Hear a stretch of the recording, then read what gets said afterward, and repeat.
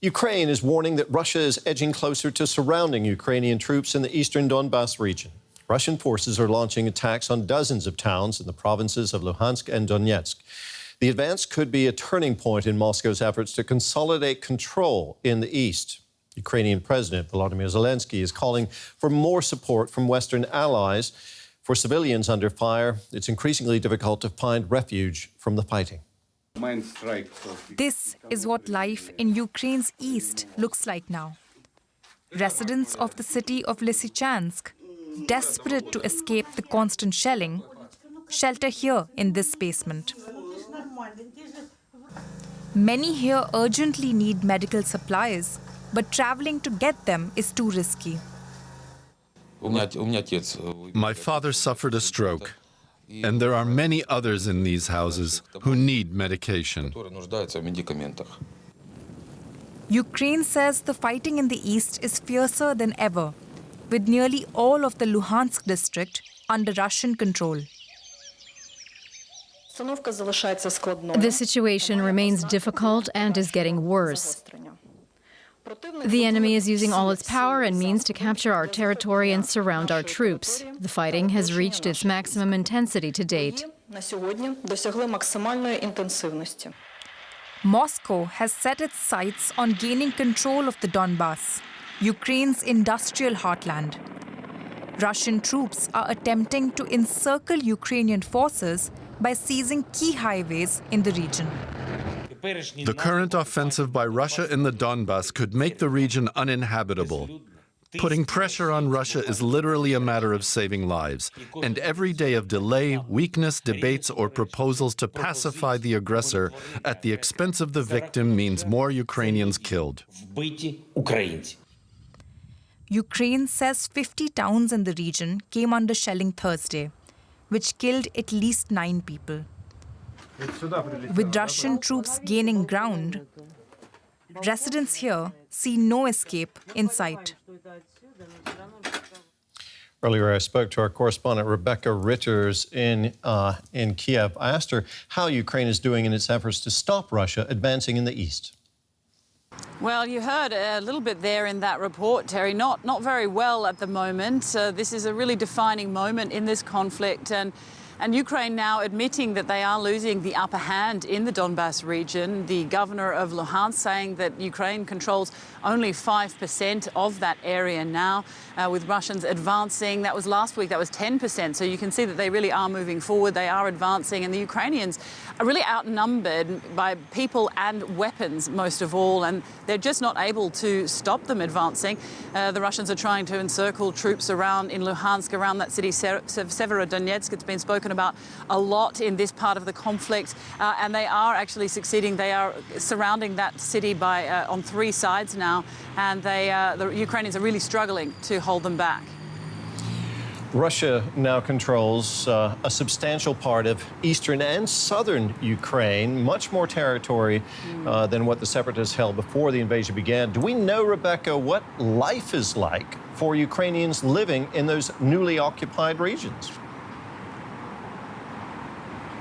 Well, pretty dire by all accounts. You heard some accounts there in that report. I mean, what we've been hearing is that people are largely having to live underground, and people for weeks now have had almost no utilities, no electricities, no communication, and they're fast running out of supplies, medicines. I mean, it's hard enough for able-bodied people living there in the region, but all the more hard for those people, as you heard in that report, people who've had strokes or who might be not able-bodied. I mean, this is a really dire situation. They're struggling to get food.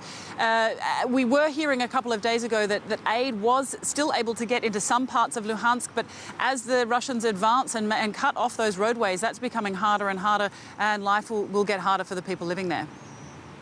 Now, in his latest video address, President Zelenskyy accused the West of, quote, playing around with Russia instead of putting pressure on the Kremlin.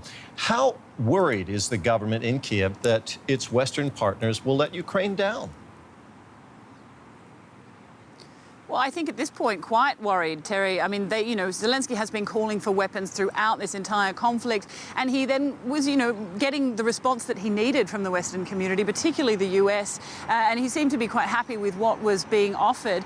But now, as we're seeing the fighting intensify, that they're just outnumbered, he's saying that, it's all very well that you've pledged these weapons, but now can you please deliver them? And in fact, we need more. I mean, they certainly need things like multiple rocket launchers and these sort of bigger weapons, because they're just really outnumbered. I mean, in some areas, we're hearing that for every rocket launch from the Ukrainian side, you've got 10 to 20 coming back in the other direction. So they're really outnumbered. Zelenskyy definitely worried that he's going to be left out in the cold here, really needing more support from the international community, very critical of NATO and quite critical of the EU as well.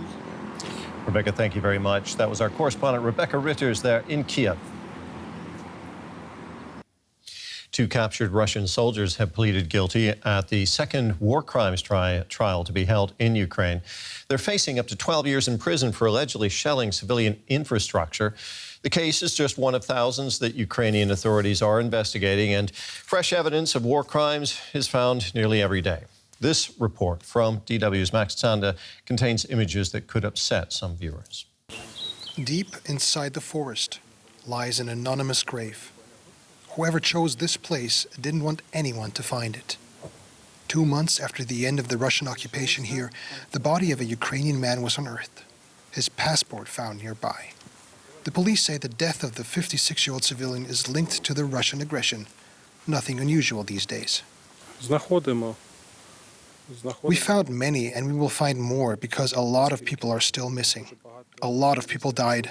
A lot of people were buried. The victim's daughter is on the scene. She tells us her father went missing on the 18th of March during the Russian occupation. I only know he walked out of his house and didn't return. I think he went to feed the dog of the neighbor who had left. I don't know where else he would have gone.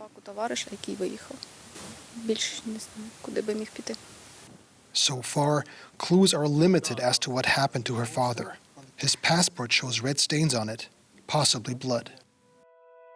Bucha, Hostomel, Irpin. These towns have become synonymous with Russian war crimes. More than 1,000 people were killed in Bucha alone.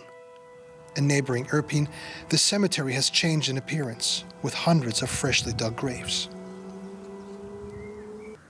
Today, streets in the area are lined with destroyed houses and shops.